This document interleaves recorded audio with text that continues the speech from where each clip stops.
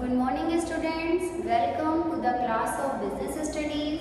Students, today we are starting Abraham Maslow's need hierarchy theory. Students, in our last video motivation element has not done. Okay, motivation हमारा incomplete रह गया था क्योंकि हमने motivation में सिर्फ मीनिंग और उसके फीचर्स डिस्कस करे थे. सो मैस्लोज नीड हायरार्की थ्योरी क्या है और ये कौन से कॉन्सेप्ट से रिलेटेड है? तो students, it is also related with motivation, क्योंकि मैंने मोटिवेशन में आपको क्या चीज बताई थी? Motivation means will to work बताया था. वर्क करने की हमारी क्या है? इच्छा है, डिजायर है, हमारे अंदर क्या वांट्स है, कितनी नीड है. तो this is related with motivation. Abraham Maslow's ने क्या किया? This is the complete name of Maslow's, Abraham Maslow's. Abraham Maslow's के according to Abraham Maslow's, need is the very important element. Need is the very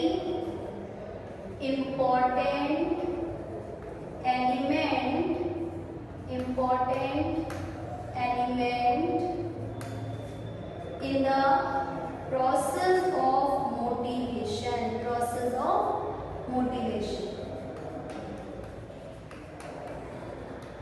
Abraham Maslow's के अकॉर्डिंग need most important element माना गया है motivation process का, क्योंकि Maslow's का क्या कहना है? If all needs of an human beings are satisfied then we can't motivate our employees to give their maximum.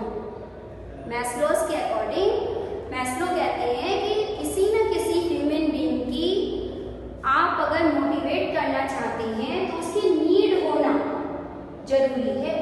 अगर उसकी हर तरीके की नीड सेटिस्फाइड है तब हम अपने एम्प्लॉयज को मोटिवेट नहीं कर सकते हैं.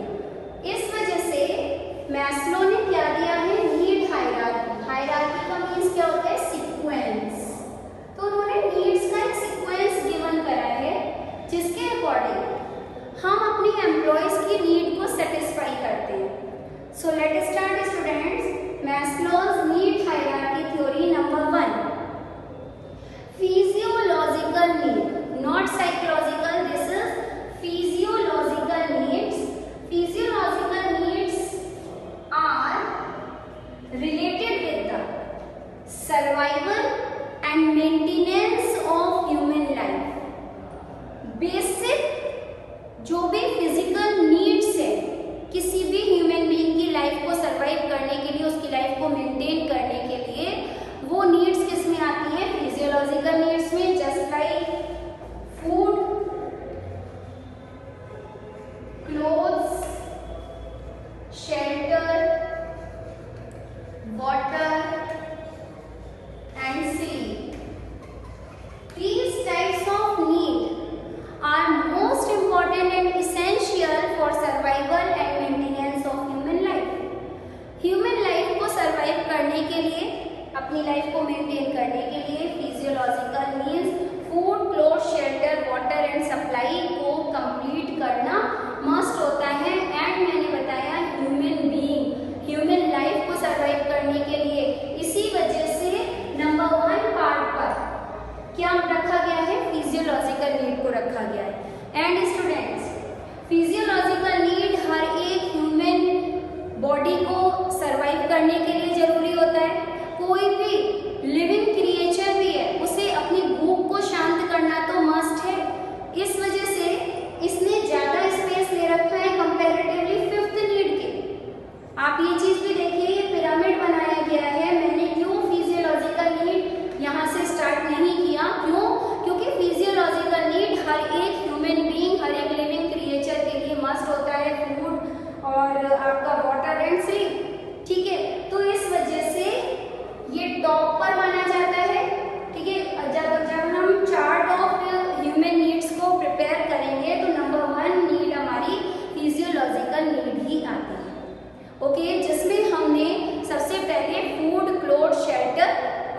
एक्सेट्रा को कंप्लीट करा for maintenance and survival of our life. Then when physiological need has done, okay, then मैंने क्या बताया था, इट इज मोटिवेशन क्या है, मोटिवेशन डायनामिक और कंटिन्यूअस प्रोसेस है। Then second need will be active safety and security need. Students, when human being satisfied their physiological need, now human being start thinking about their future, अपने future के बारे में, कि in future their physiological need will also be done, उसकी future में भी physiological need incomplete ना रहे, वो नीड उसकी कंटिन्यू चलती ही रहे। इतनी सेविंग्स करके रखना चाहता है जिससे वो अपनी सेफ्टी एंड सिक्योरिटी नीड को पूरा कर ले। अब सेफ्टी एंड सिक्योरिटी नीड्स में भी टू टाइप्स की नीड्स आती हैं, physical need and economic need. Okay, safety and security needs से includes physical need, two categories are involved in safety security need, physical and economic. Physical needs means related security with security from illness, accidents or fires etc. Accident से security चाहिए, physical need का part है। Okay, then आपको अपने accident से security चाहिए, तभी physical needs का पार्ट हो गया। And economic need, economic needs means collection of funds. Okay, हमें अपने फ्यूचर में क्या करके रखना है, फंड्स को कलेक्ट करके रखना है, जिससे हम अपनी फिजिकल नीड के थ्रेट्स को दूर कर सकें, ओवरकम कर लें और फिजियोलॉजिकल नीड को फ्यूचर के लिए क्या करके रख सकें, अपने पास सेव करके रख सकें, कलेक्ट करके रख सकें। और स्टूडेंट, इसके लिए हमारे पास फंड का होना बहुत जरूरी है। तो इकोनॉमिक नीड में हम क्या करेंगे, अपने फ्यूचर को कैसे सिक्योर कर लेंगे, सेफ्टी सिक्योरिटी नीड में, इकोनॉमिक नीड में फंड को कलेक्ट करना, एंड फिजिकल नीड में सिक्योरिटी किस चीज से करना, अपने इलनेस, एक्सीडेंट्स, फायर्स एक्सेट्रा, इन सब से अपने आप को सेव करके रखना। Then social need, and students one thing is also there, esteem.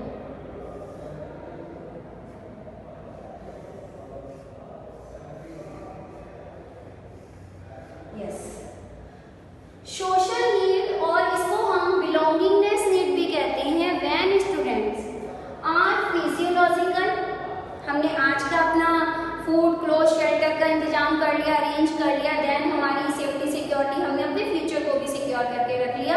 तो कहते हैं कि when physiological and safety security need has done, then now active हो जाएगी हमारी social need. This is related with the love, affection और आपका belongingness, companionship. कहने का मतलब ये है, जब हमने आज का अपना अरेंजमेंट कर लिया, हमने अपने फ्यूचर को भी सिक्योर कर लिया, नाउ अब हम डेवलप करेंगे अपना फ्रेंड्स ग्रुप। तो this need is related with the development of friends group. Okay, now हम अपने फ्रेंड्स ग्रुप को, जिसको पूरा करने के लिए और सोशल नीड को ही पूरा करने के लिए, in each and every organisation, each and every manager offer informal group.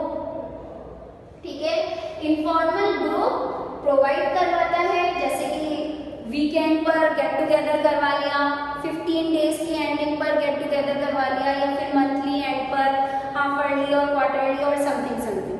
ठीक है, तो यहाँ पर सोशल नीड्स और बिलोंगिंगनेस नीड में हम अपनी इनफॉर्मल, या फिर हम कहना चाहें हम किसी भी फ्रेंड्स ग्रुप में जाके जब एंटर कर जाते हैं कि अब हम चाहते हैं कि भाई हमें भी कोई अपना फ्रेंड बना ले, तो इसका क्या मतलब है, अब हमारे अंदर सोशल नीड एक्टिव हो जाती है। यहाँ पे मैंने 2 कॉलम्स और बनाए हैं students.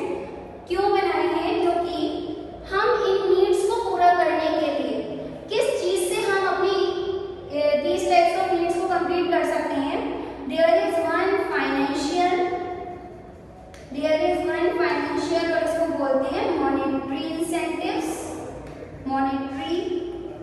incentives, and other is non monetary और नॉन फाइनेंशियल इंसेंटिव्स।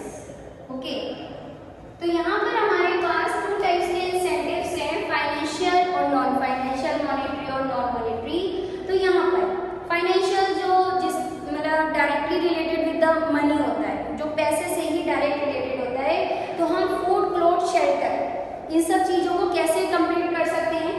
पैसों से ही पूरा कर सकते हैं, ठीक है, मनी से पूरा कर सकते हैं। और यहाँ पर आपको सेफ्टी सिक्योरिटी नीड भी अभी बताया कि इकोनॉमिक नीड में क्या चीज़ आ जाती है? कलेक्शन ऑफ फंड्स आ जाता है, जिससे फ्यूचर की फिजियोलॉजिकल नीड और अपनी फिजिकल नीड के डर को हम ओवरकम कर सकते हैं। तो फंड यहाँ पर भी नीड है। एंड सोशल नीड में कॉम्बिनेशन आ जाता है, सोशल नीड हम अपनी नॉन मॉनेटरी से भी कंप्लीट कर सकते हैं और मॉनेटरी इंसेंटिव से भी कंप्लीट कर सकते हैं। नाउ स्टूडेंट्स, सोशल नीड में हमने अपना फ्रेंड्स ग्रुप डेवलप कर लिया। ओके, हमारे फ्रेंड्स अब बहुत ज़्यादा हो गए हैं।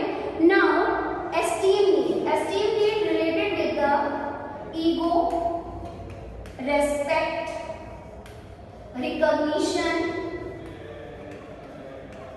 ओके, अपनी एक आइडेंटिटी। तो एस्टीम नीड किस चीज से रिलेटेड है? एस्टीम नीड ऐसा ह्यूमन बीइंग जिसको अपना हमेशा ईगो रहता है, ठीक है, जिसके अंदर ईगो ज्यादा रहता है, इगोइस्टिक है वो बहुत ज्यादा, ठीक है, अपना ही अपना वो हमेशा सोचता है। यहाँ पर वो अपनी एक आइडेंटिटी बनाना चाहता है। अभी तो आपने किसी के ग्रुप में इन्वॉल्वमेंट किया था, अब उस ग्रुप में आप क्या बनना चाहते हैं? लीडर बनना चाहते हैं। तो एस्टीम नीड किससे रिलेटेड है? अपना ही रेस्पेक्ट जाना, पीयर रिकॉग्निशन, रेस्पेक्ट, रिगार्ड, एक स्पेशल रेस्पेक्ट मिलना, हमेशा आप ही का नाम होते रहना। तो ये चीज किससे रिलेटेड होती है? एस्टीम नीड से। अब इसमें इस नीड को एक्टिव और पूरा करने के लिए हम किसका हेल्प लेंगे? नॉन मॉनेटरी और नॉन फाइनेंशियल इंसेंटिव्स की। ओके, पैसा तो बहुत है, बट अभी तक कोई हमारी आइडेंटिटी, हमारी कोई रिकॉग्निशन, हमारी कोई पहचान नहीं बनी है। तो पहचान हमारी कब बनती है? सोशल नीड के जस्ट बाद। अभी तक फ्रेंड्स ग्रुप में आप इन्वॉल्व थे, अब उस फ्रेंड्स ग्रुप में आप ही का नाम हो रहा है। तो ये एस्टीम नीड हमारी रिकॉग्निशन, ईगो, रेस्पेक्ट से रिलेटेड हो जाता है। देन सेल्फ एक्चुअलाइजेशन नीड किससे रिलेटेड होती है? ड्रीम से रिलेटेड होती है, कि हम जो बनना चाहते हैं वो अचीव अगर कर लिया तब हमारी कौन सी नीड पूरी हो जाती है? Self actualisation. और स्टूडेंट्स, आप इसमें सबसे कम स्पेस क्यों देख रहे हैं? क्योंकि ड्रीम हर किसी ह्यूमन बीइंग का पूरा नहीं होता है। सबसे पहले फिजियोलॉजिकल नीड, क्योंकि हर एक ह्यूमन बीइंग के लिए मस्ट है, तो नंबर 1 पर भी है। और देखिए इसका स्पेस भी सबसे ज्यादा है। देन फ्यूचर सिक्योर हर कोई नहीं कर पाता, इसलिए उसका स्पेस थोड़ा सा कम हो गया। सोशल नीड, फ्रेंड्स हर किसी के नहीं होते हैं, तो ये इससे भी कम स्पेस हो गया। और उसमें भी अगर आप ही का नाम लिया जाए अगेन एंड अगेन, तो ऐसे भी ह्यूमन बीइंग्स बहुत कम होते हैं। और ड्रीम जिसका पूरा हो जाए, ये तो बहुत कम स्टूडेंट्स आपके यहाँ पर आते हैं। Okay students, now we will start monetary और नॉन मॉनेटरी इंसेंटिव्स। जैसा कि मैंने अभी आपको यहाँ पर ऑफर भी किया है, आपको बताया भी था कि मॉनेटरी और नॉन मॉनेटरी इंसेंटिव्स होते क्या हैं, जिससे हम अपनी ये तरीके के इंसेंटिव्स मैंने आपको मोटिवेटर्स में बताया था। फ्यू इंटररिलेटेड टर्म्स में एक मोटिव, एक मोटिवेशन और एक क्या बताया था? मोटिवेटर्स। तो मोटिवेटर्स दीज इंसेंटिव्स हैं जो हम अब स्टार्ट करने जा रहे हैं।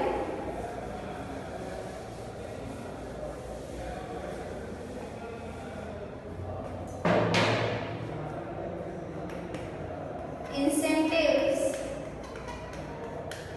There are two categories of incentives. One is financial incentives या फिर इसको monetary incentives भी बोल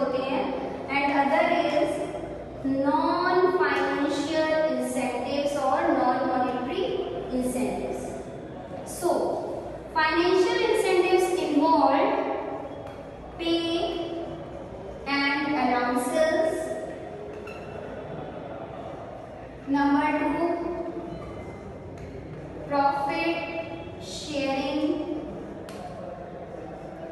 नंबर 3 को पार्टनरशिप और स्टॉक ऑप्शन भी बोलते हैं इसको, stock option. Number 4 bonus. Number 5 commission,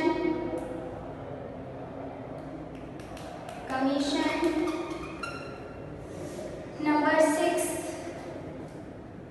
productivity linked wage system, productivity linked wage system. 7 retirement benefits, and last fringe perks, और इसको बोलते हैं perquisites. And non monetary incentives students, number 1 status, number 2 organisational climate,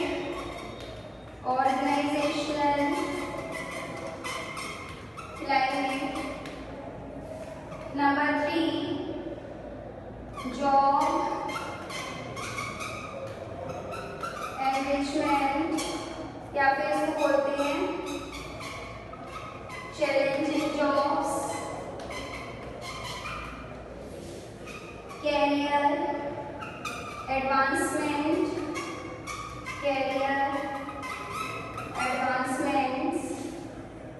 employees recognition,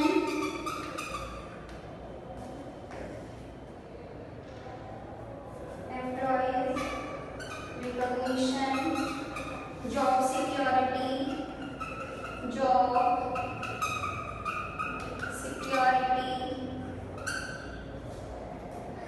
employees participation, and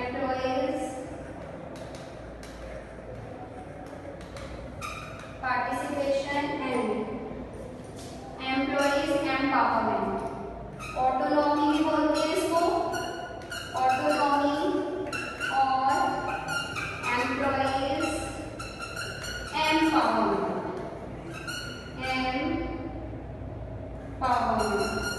okay students, so now start. सबसे पहले incentives are extra wages और extra salary. Okay, something extra from regular salary और wages, कुछ भी extra payment करना या something extra offer करना। किस चीज से? रेगुलर सैलरी और वेजेस से। एक्स्ट्रा पेमेंट आप दे रहे हैं, वो भी इंसेंटिव्स हो जाएगा। ऑफर एक्स्ट्रा किस चीज से? फ्रॉम रेगुलर सैलरी और वेजेस से। हमने क्यों ऑफर करा इंसेंटिव्स? क्योंकि ये बहुत अच्छा गुड मोटिवेटर है to motivate their employees to give their maximum, जिससे वो एफिशिएंटली काम करे। तो इसके लिए आपको कुछ ना कुछ इंसेंटिव्स और टेक्निक का यूटिलाइज करना पड़ेगा, जिससे एम्प्लॉयज मोटिवेट हो सके कि नहीं, हमें ये चीज ऑफर करी जा रही है, इस वजह से हम अच्छी परफॉर्मेंस कर रहे हैं। स्टूडेंट्स भी क्या करते हैं, बच्चे होते हैं छोटे, तो पेरेंट्स उन्हें क्या करते हैं, इंसेंटिव्स ऑफर करते हैं। भैया तू इतने अच्छे मार्क्स ले आ, टॉप कर जा, तुझे बाइक मिलेगी, तुझे फोन मिलेगा, या फिर तुझे एंड्रॉइड, जो चीज तू कहेगा। तो आपको क्या दे दिया, एम्पावरमेंट दे दी, बिल्कुल फ्रीडम दे दी कि भाई जो आप चाहो वो चीज आपको ऑफर करी जाएगी, तो वो आप चीज ले सकते हो, बट आपको टॉप करके दिखाना है, बट आपको बहुत अच्छे से परफॉर्मेंस करके दिखानी है। ठीक है, तो इस वजह से तो टेक्निक आ गई, आपके सामने इंसेंटिव्स ऑफर करे गए, तब स्टूडेंट्स क्या करते हैं, बच्चे क्या करते हैं, अपने पेरेंट्स के सामने अच्छी परफॉर्मेंस करते हैं। Same way if any manager, any organisation wants that their employees give their maximum in the organisation, कोई फर्म, कोई भी मैनेजर अगर ये चाहता है कि आपके employees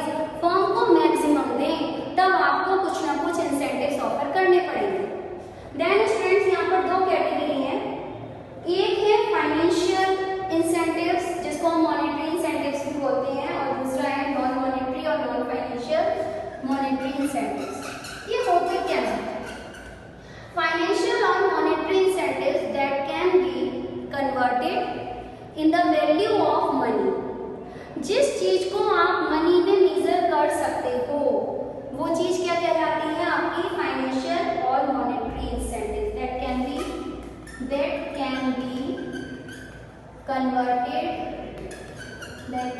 converted into money.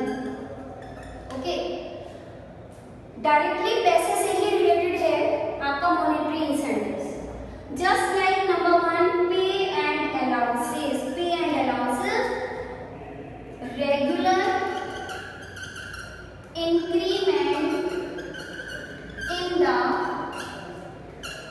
in salary every year। Okay, पे एंड अलाउंसेस में हर साल ईच एंड एवरी ईयर हमें क्या मिलता है? सैलरी इंक्रीमेंट मिलता है। कंफर्म है, पता है कि भाई इस फॉर्म में हम जॉब कर रहे हैं तो यहाँ पर सैलरी इंक्रीमेंट लगता ही लगता है। तो this is the part of pay and allowances. Then students, profit sharing. एक फिक्स्ड लिमिट से एक्स्ट्रा जितना भी प्रॉफिट अर्न करते हैं, when organisation earn more profit than a fixed limit, then that extra profit will be distributed among their employees. तो employees को क्या चीज ऑफर करी गई कि अगर आपने हमारी लिमिट से ज्यादा प्रॉफिट अर्न करवा दिया तब हम क्या करेंगे? इसको आपके बीच में ही डिस्ट्रीब्यूट कर देंगे और इस इंसेंटिव्स की वजह से एम्प्लॉइज अपना क्या देगा? मैक्सिमम देगा फर्म को। देन को पार्टनरशिप और स्टॉक ऑप्शन। को पार्टनरशिप और स्टॉक ऑप्शन किसको बोलते हैं?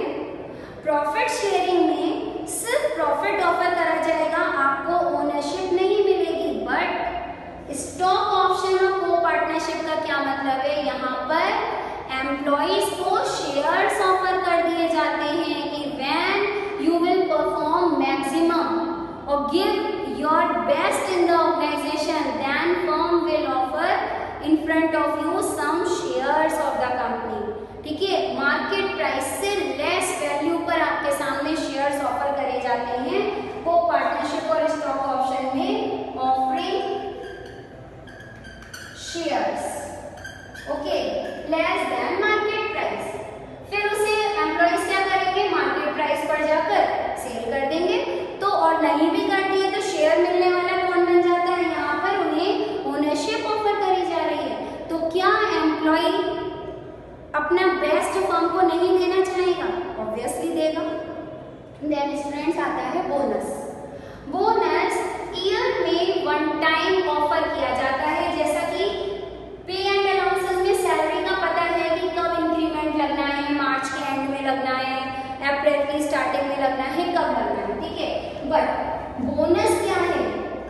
One time offer in a year. कभी भी किसी फेस्टिवल पे बोनस दे दिया, ठीक है, कभी भी न्यू ईयर पे बोनस दे दिया, तो ये चीज बोनस का पार्ट होती है। Next students, commission.